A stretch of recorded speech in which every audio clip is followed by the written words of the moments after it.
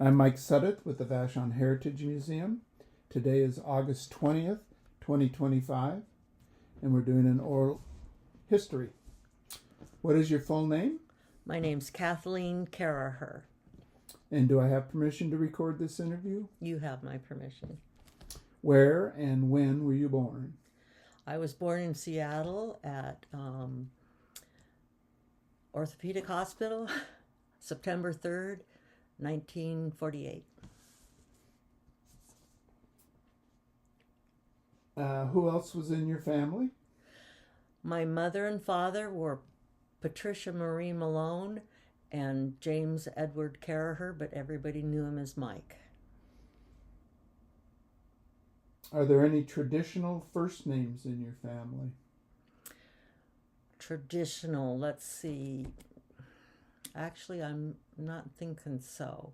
My oldest sister was Susan Marie Caraher, then Judith Ann Caraher, James Michael Caraher, myself, Kathleen Caraher, I go by Kathy, and Thomas Christian Caraher. What type of work did your parents do? My father worked for Bernie Cohen for quite a number of years until I was in the 6th grade as a sales rep. And I'm not sure if they sold airplane forgings and things like that at the time, but in about 6th grade, he went off on his own. And he became a very successful salesman for airplane forgings to Boeing Aircraft Company. Did other family members live nearby? Oh, whole family, clear to my great-grandfather, lived nearby. And who was your great-grandfather? Nels, and his wife was Christina Mattson. Tell me about them. They both had died before I was born, and Nels and Christina were from Denmark, from Vejle, and they came to the United States. They went first to, I think, Wisconsin or the Dakotas, and they started a creamery business back there, and then ended up coming to Vashon Island, where Nels bought pretty much most of the property from about Van Olinda's store, which was the Portage store. There were a few houses there that Hugh didn't own, and then it went on both sides of the Sound, the Quartermaster Harbor side and the Tramp Harbor side, up to almost to Ingalls, the start of Kingsbury Road, that area there. He was also he had a background in medicine, and my mom always told me that he had one of those black couches that kind of curves down, and you lay on it and it's leather. He was kind of homeopathic type. Do you know how they met? Your great-grandparents? Actually, no, I don't. Mm-mm. How did your parents meet? Oh, my dad was a soda jerk in Seattle. He went to Roosevelt High School, and he was a star baseball pitcher. He was known as Lefty, and he was a soda jerk at some little soda parlor or whatever. And my mom and her sister Betty went in there, and I don't know if they flirted with him or what, but somehow they met, and my mom had a blind date with him, and that was it. When did you get to see your great-grandparents? Or you never did? I never did. Your grandparents? My grandparents, they lived at Portage also, because my grandma was one of Nels' last children, Nels and Christina's last children. And he gave each of the children that were living on Vashon a lot along waterfront, so they all ended up in little places along there. And Grandma Ada built their homestead there, and it started out as a summer home, and they lived in Seattle, and then eventually they moved out there full time. So what did your community look like of Portage? Well, we had the grocery store at Portage, Mr. Lavender, Cliff Lavender, and that's where we got our groceries. we kids, my mom had 5 kids, so we kids ran to the store every day to get money, get food for dinner. We had a charge account there, so of course we didn't have money to do it. And there was a post office there and a meat market, so we could get pretty much everything we needed just by walking to the store. Other community families? There were other relatives that lived in the general area, and then older families that were maybe just older couples that had lived there for a long time. For example, Mr. and Mrs. Gifford lived right in the property, right in some of the property right across the street from the store, and he was a gardener and gave us vegetables once in a while. And when I was in first grade, he helped my dad make a little china cabinet for me, and I got the china cabinet with the blue willow dishes to put on the shelves above, and so I still have that today. You still have it? Yeah, it was a treasure. What type of activities would you do within your community? We spent a lot of time at Grandma Ada and Papa Jim's. We had cousins that lived up at the top of the hill. We call it the hill. The road, Doctrine Road, went up where the nuns were, and across the street, my cousins, the Malones, lived up there. They had children our age, so Stafford, Darlene, and Teresa. And the Ray Malone family lived at Cove, so we'd usually see them on Sunday if they came to church down at St. Patrick's Church in Docton. And that was a lot of our community. There was a community club down in Docton that we also had festivals at, and different kinds of events to raise funds and things. And so we would all meet at Grandma Ada and Papa Jim's after church, and he had a barbecue fireplace out there with a grill on it, and he'd make pancakes, and we'd sit at the picnic table, and he had built a shingle shake roofed cover for it, so if it was sprinkling a little, we'd still eat out there. And then afterwards we liked to play games. There was a little roll in the lawn, so we would tumble over it and see who could stand in their hands and things like that. And Papa Jim had been a boxer. Well, not officially a boxer, but he seemed to claim that he could train boxers. And he had his standard punching bag and all that, and rat-a-tat-tat-tat, and then he'd challenge us to box him. And along about that time, we also figured out he had a toupee on, but this was a big secret. And so, of course, he didn't admit it or anything. So when he wanted to box with us, he always put on this leather framed kind of hat-like thing with its openings for his ears, but he claimed it was so we wouldn't hit his ears and damage his ears. And we all knew. But everybody wanted to try to knock his toupee off. But he got the final laugh, because one Sunday morning we were all down at St. Patrick's Church, and it was kind of formed in a T. So you went up the main aisle and then out to each side. And we were kind of sitting on the side there. And he comes walking up the aisle with Grandma Ada with his toupee off. It was like, oh my gosh. So that was fun. So it was your great-grandparents that migrated to the U.S.? Yes, great-grandparents. And that was from where? Denmark. Where did they first settle? I think it was in either the Dakotas or Wisconsin. The Wisconsin part was, they did creamery business back there. And my Uncle John was a Mattson who was one of the older boys. And he came to live at Portage also. He lived right next to Grandma Ada and Papa Jim with his wife Maddie. And they didn't have any children, so he was very involved in raising chickens on Vashon down towards Maury, towards the Point Robinson area. And when he was back in Wisconsin, he invented a lot of things that have long since been still used in the creamery business. Now, they probably were more advanced and things like that, but we didn't know. But he had a lot of stock. And they ended up living for 10 years each in the Vashon nursing home before they died.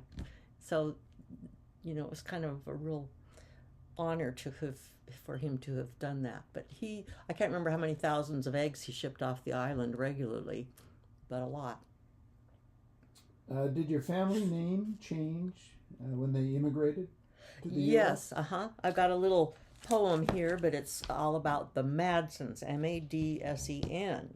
And in the little poem, it says something to the likes of, no matter how you spell it, no matter how it ended up, Mattson or Matson, we're all related. We're Mattsons from Denmark. Nice. Are any of their traditions still carried on today? Grandma Ada was,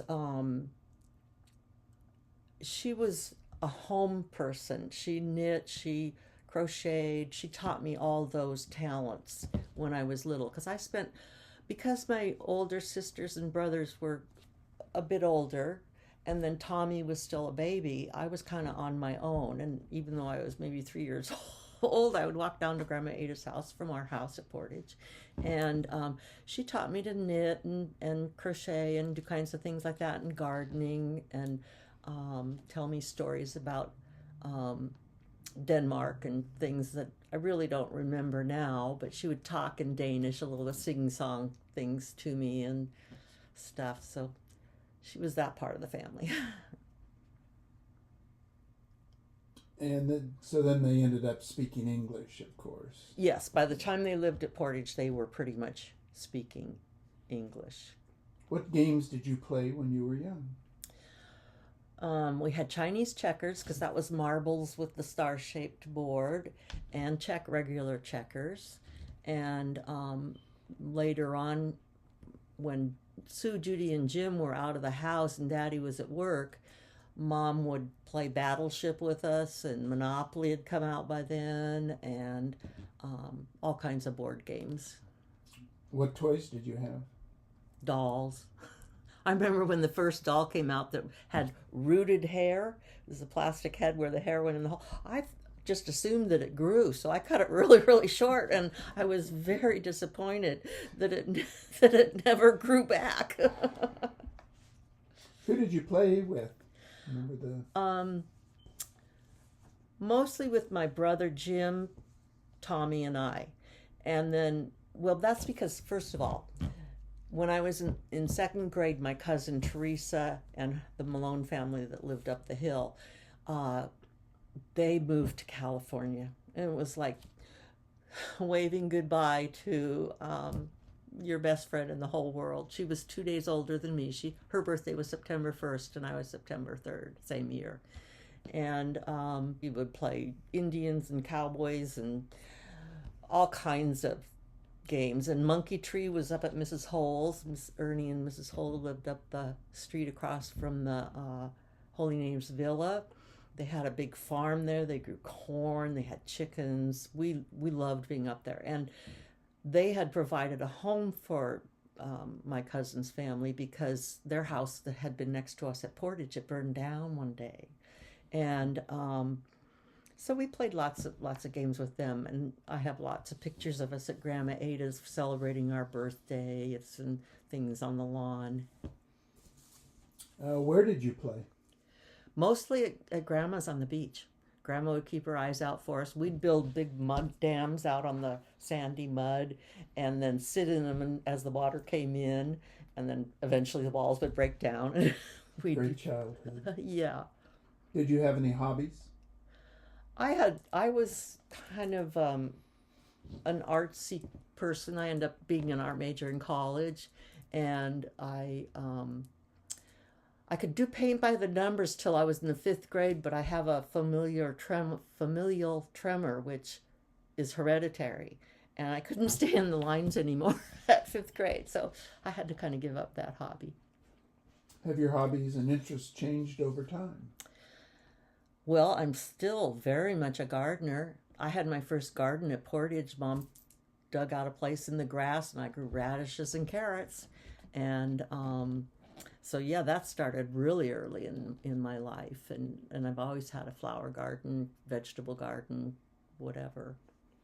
Did you collect anything? In third grade, I started collecting coins. Now, it was really hard at that point in time because Cliff Lavender also collected coins at the grocery store. So he, of course, went through all of them. But at least when Tommy went down and you took the Indian head pennies and spent them for candy at the Portage store, and when Mom found out, she went down there and demanded he gave them back to her.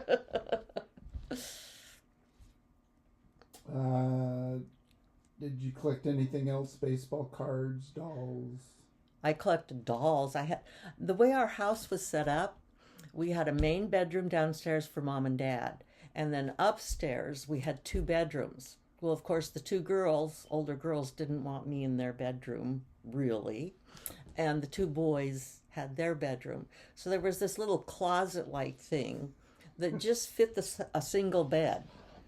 So I couldn't remember my mom sitting on the side of my bed with the door, where the door opened, and singing My Bonnie Lies Over the Ocean to me to go to sleep. And then later on, when when Mr. Barry closed down one of his sheds up in Docton, he sold the bunk beds that he had up there for the berry pickers. And so my dad went up there, and it was old Army surplus stuff because the mattresses were green and black striped. And so we had 4 beds then in my sister's room. So I slept in one of those beds. So I graduated to the big girls' room.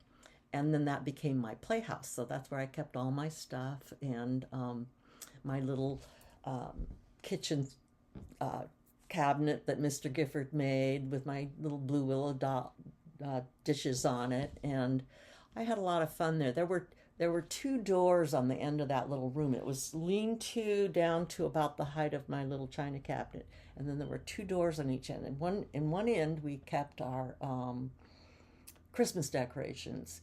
And in the other end, we didn't go in that door. Because that door, there was something about that door. And what was really interesting is later in life, we went and visited the house.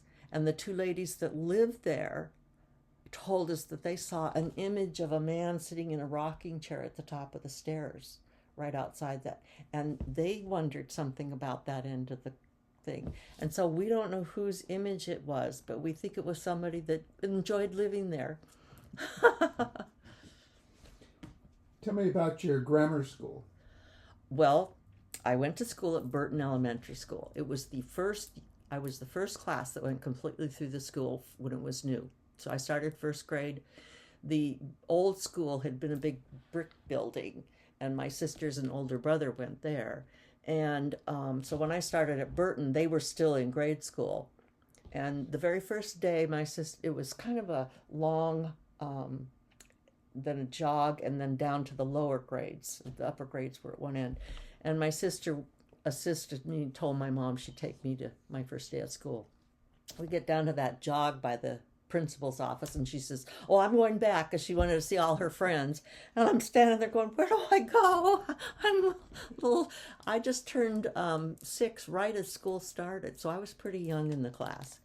And so I found my way to my classroom, and my teacher was Mrs. Lee. She was a wonderful teacher. But of course, she was strict.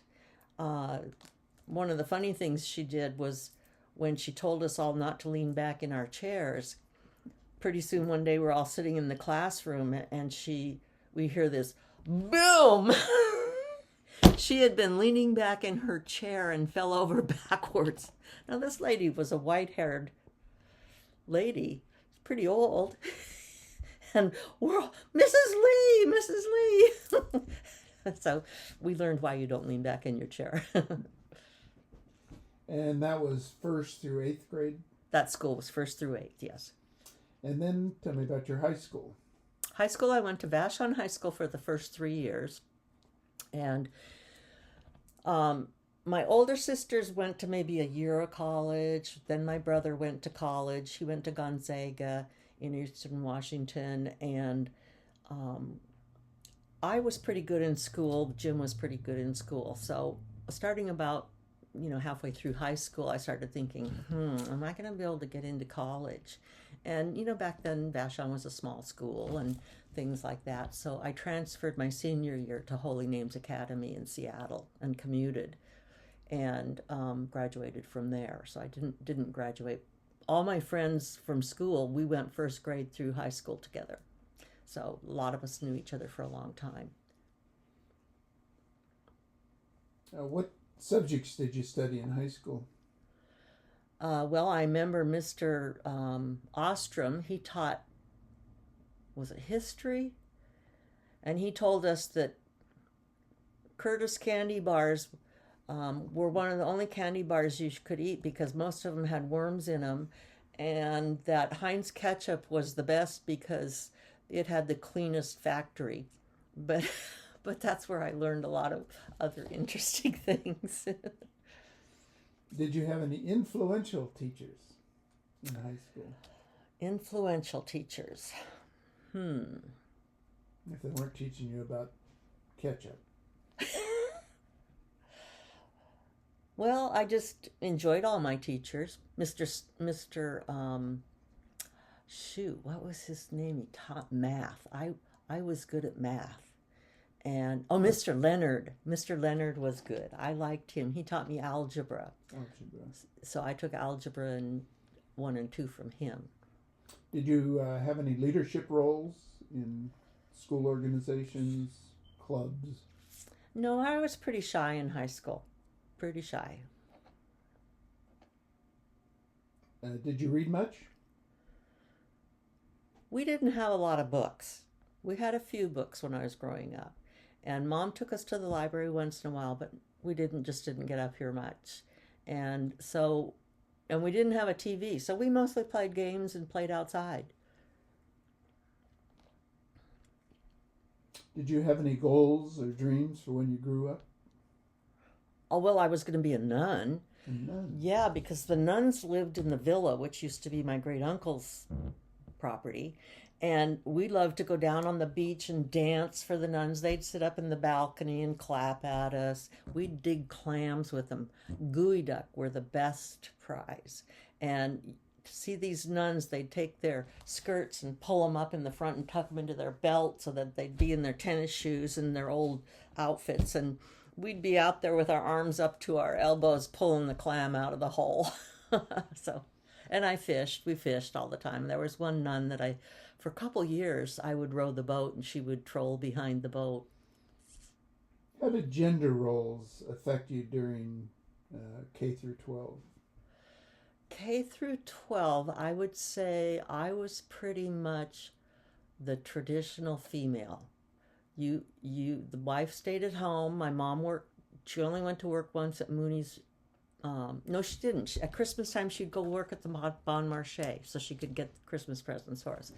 But when Judy needed to have braces, she went and worked at Mooney's Egg Farm. But other than that, it was Mom at home and Daddy at work. And that was pretty classic of that era. Did you go on to college? I did go on to college. Where? At first I went to Gonzaga because Jim was there and that felt safe. It was over in Spokane, which was kind of far away, but I missed my boyfriend and stuff like that. So I ended up transferring back middle semester of my sophomore year.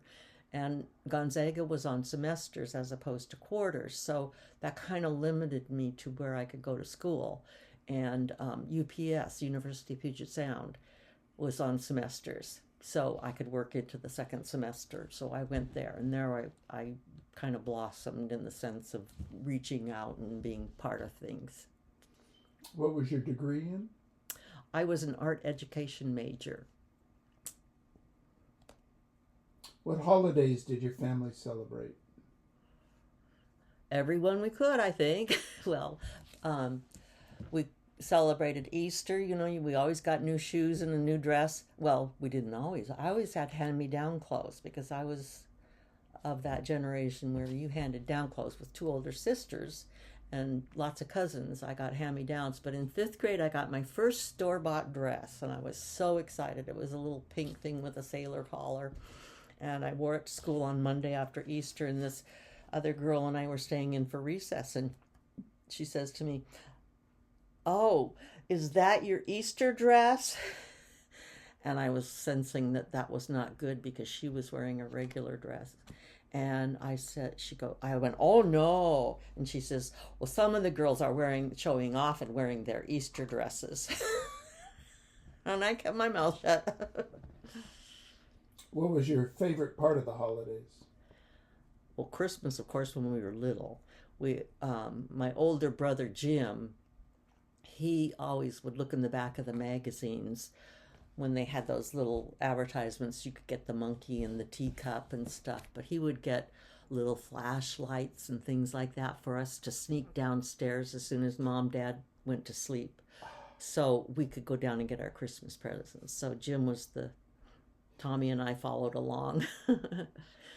We had 4th of July was a big holiday for us because we'd go down to Grandma Ada's. Grandma Ada and Papa Jim he picked up every cedar log on the beach and either cut it into shingles or kindling, and had a whole shed full of wood that was shingled and everything. We had a big shingle covering over the picnic table and over his boxing bag and stuff, and so there was a big log out in the water in front of my grandma's house, and it had to have been, no, I don't know because it was a long time ago, but it was about 20 feet long and about 12 feet high, I'm guessing, and we could climb up the side of it with a ladder, and it was laying on its side, and there was a platform up there with a diving board, and it had been built in a generation just before me, but we would go out there and fish and everything. But on 4th of July, my dad and my two uncles, Uncle Jerry and Uncle Ray Malone, and Papa Jim would buy fireworks at the Indian fireworks in Puyallup, and they'd shoot off the fireworks. And so that was a real special day. And you could hear clapping all over the harbor because everybody that lived by the water could watch. And that goes today. We have a community fireworks show. Yes, and that's to the credit of my older brother Jim and Mike Malone, my cousin, Molly's younger brother. And back in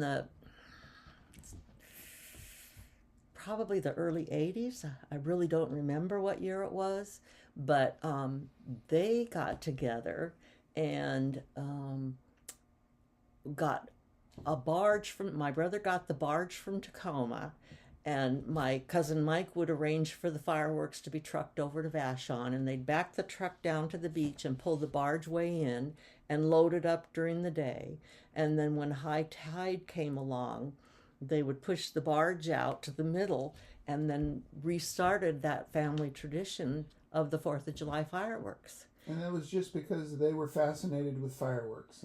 Yeah, and it had been a tradition when we were little because of the big log. Wow. And so when they kind of got tired of that, then couple of the Vashon men helped out, and then it became a Vashon thing. Thank you. Yes, it's because it's a lot of fun, and I come up from California for it many times. Getting back to your house, how was it furnished? Our house, we had a nice house at Portage. It was built for Mrs. Watts, and her son, I think, built it. And I'm not sure of the connection, but it did be Williams, is who I think was her father, but I'm really not sure. But it was built about 1918, and so it was classic. It had a nice fireplace in the living room. The living room went front to back on the right side of the house as you faced, a big front porch in the middle, and then the master bedroom and the bathroom were on the other side. And we had a big fireplace, and next to the fireplace, it was a 3-story house counting the basement. So we had a dumbwaiter, and the dumbwaiter went from by the fireplace down to the basement where you could bring in the wood. And Jim was responsible for picking up the kindling on the beach and stuff like that, and we'd pull that up. Daddy wouldn't let us ride in the elevator, though. Did you? I don't think I ever did. We were probably afraid to. But my mom was always decorating or reupholstering furniture or uh, one night we got up and she'd linoleum the floor. And linoleum was that kind that had asbestos in it, and they had to put it in the oven to kind of soften it up to work with it. To think of that. My mom was very creative and, did a lot. Was this a house where your bedroom was the little closet? Yeah, that was the house. Where did you spend most of your time? Outside. Outside. Yeah, we played. We had the tree fort up on the hill, and my dad and Jim had built the tree fort in the big dogwood up by where my great grandpa Nels lived. His house was, and it had been torn down by then, and they had used the wood during the Depression to build another house up somewhere here in Vashon for someone. I don't know that details. So you moved to another house at some point? When I was in 8th grade, when I was in 6th grade, my dad worked for Bernie Quain in Seattle, and Bernie Quain was a big guy here on the island. He was a chef, and he always did the barbecues and things like that, and my dad helped him. And so once he left that and was on his own, he was such a gregarious guy, and he started being very successful selling airplane forgings to Boeing for the aircraft. And then about 8th grade, he'd become successful enough that we could afford to move to a new home. So we moved to the Burton Peninsula. And there we bought a house that, can't remember the guy's name, but his wife had gotten mental illness, and she had been put in the hospital at Stillicum, and he was a big rep of Hilton Hotels. And so he was moving off the island and sold us his house. And that was a wonderful house. It was really interesting, and 200 feet of waterfront and a big dock, and so we had our boat there out on the dock, went out and then down to a float, and fruit trees all over in the yard. I remember my first job when I got out of high school and was working summers during college, I worked at Sears Roebuck in Seattle at the main store, and my dad ordered a lawnmower. But the lawnmower my dad ordered, it wasn't available. And Sears had a tradition in those days of upgrading to whatever they had. So my dad got the big fancy ride-around lawnmower. My little brother was supposed to mow the lawn, and he would talk his buddies into coming doing it for him because right all over the lawn. Where was that house located? It was on the Burton Peninsula. It was one house from the Noreen's house. So the Noreens faced north. We kind of faced north also.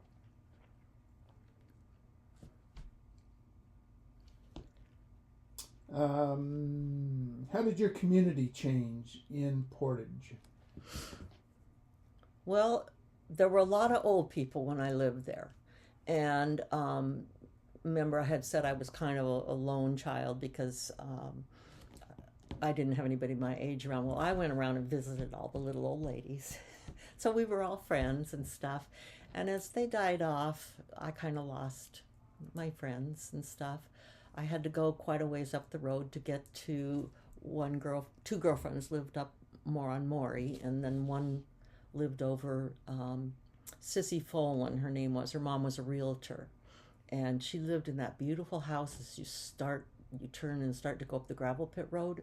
It's kind of on the right-hand side, very structurally sound with the old clinker bricks. She lived there. And we had a lot of wild fun times. What were meal times like in your family? Dinner at the table. My mom slept till about noon. So that's why she didn't take me to my first day at school. But so we made our own breakfast and stuff. And I remember one time on St. Patrick's Day, Jim made us rice, but he made it green instead of white. Put food coloring in it, and all kinds of stuff like that. And then my mom always packed us lunch just before she went to bed, so we always grabbed our lunch in the bag and went off to school. At dinner time, we had to wait till Daddy got home from work, and then we all sat down at the table and had dinner at the table. What foods did you eat? Casseroles. Who cooked? Well, my mom originally did all the cooking, but as soon as my sister Judy got good enough, she was in high school, she changed from oleo to butter, number one, and she was a very good cook, and so we all liked her cooking. Who cleaned up after the meal? We all took turns. Tommy wasn't big enough when we lived at Portage, so he didn't have to do much. But Jim took out the garbage, and Susan and Judy and I took turns washing the dishes. One would wash, one would dry, one would have the night off, I guess. I usually set the table when I remember, but they might have done it before me. Did you have any pets? Spooky. Spooky? Spooky the dog. He was a guard dog, and we called him Spooky because he had that Doberman background where you had those little brownish dots above your eyes, so at night you would think he was awake and he was really asleep. And he played with us all the time, and he was a great mouser. And so if we would be walking down the road and he'd hear a mouse in the bushes, he would sit there and haunch up and then in. Who took care of Spooky? I think we all did. Maybe it was Jim's responsibility to feed him. You talked a little bit about this. What type of clothes did you wear? Well, we had to wear dresses to school in those days. Girls didn't wear pants. And when it snowed, we could wear leggings under our dress, but we had to take them off when we got to school. And so until 5th grade, my mom sewed our clothes, or else I got the hand-me-downs. And I learned to sew when I was really little because she had one of those sewing machines that had the pedal. And I couldn't do the pedal, but I could turn the wheel, and I made doll clothes. And I made my first pair of pajamas when she bought a new sewing machine when I was in the 5th grade. How did your family get around? Well, at first we had the Blue Beast. What was the Blue Beast? The Blue Beast was a blue, I believe it was a Plymouth or DeSoto curved down in the back. And then we upgraded to a 1954 black Ford. And when we had the black Ford, the Blue Beast was still in the driveway. So we'd always get in there and play, and Daddy didn't want us playing in the Blue Beast. And there was this one couple on the island that lived up at Maury, and they always said, don't let those kids play in that car. One of these days it's going to roll out, and you don't know who's going to come by. So they always drove slow around our corner. Well, sure enough, Tommy and Spooky and I were in the car, and I was driving. Tommy was littler. And I don't know what happened. Daddy was sitting on the front porch drinking a beer, and we started going across the street. I remember my dad throwing that beer up in the air and running down the sidewalk, yelling away. And guess who comes around the corner? That couple that always talked about us. So, they were going slow, so everything was fine. The car crossed the street and got stopped by a little hill across the street. Yeah. Did you use public transportation? There wasn't, I don't remember much transportation on Maury. I remember there was a bus that stopped at the Portage store, but I don't know what time it stopped. I mean, what era that was. But it would mostly go from the ferry dock down. And I'm not positive, but I think at that time it just stopped as far as the Portage store. Later on, it got more involved and went to Burton and to the ferry dock eventually, and that. When did you get your first car? Oh man, I didn't want to drive. After that experience at Portage, thought no one was getting me in the car. But Judy and Sue had gone off to college. Jim was working after school, and my mom, we were living over at Burton then, and we had a 59 Chevy Impala with the last seat was the backward seat one, and Tommy and I always had to sit back there looking backwards, but she taught me to drive on that car. But I was probably about 17 when She was always going, Kathy, now if you learn to drive, I wouldn't have to run up to Vashon. You could go for me and stuff. So I remember driving on the Burton Peninsula, learning to drive. Did you go on vacations in the family car? You know, we were, in those days, we didn't have a lot of money. You lived off the land, we beachcombed, we recycled wood, we did all kinds of things like that. And people shared eggs or whatever. And the first vacation we took was to Sun Lakes. And we had, I don't know if we'd borrowed the sleeping bags, but we didn't have a tent. And we were the only ones in the park that didn't have a tent. And we knew there were rattlesnakes. So Mom and Tommy got to sleep in the car because, of course, Tommy was still pretty little. So, yeah, that's what we did and Summerhurst. Summerhurst was down below Pembroke. Do you remember that? Docton. Yeah, you'd go up past Mr. Barry's kind of and go down. That was all sand dunes and everything. And I think it was maybe the Shades and the Neils and the Shrides.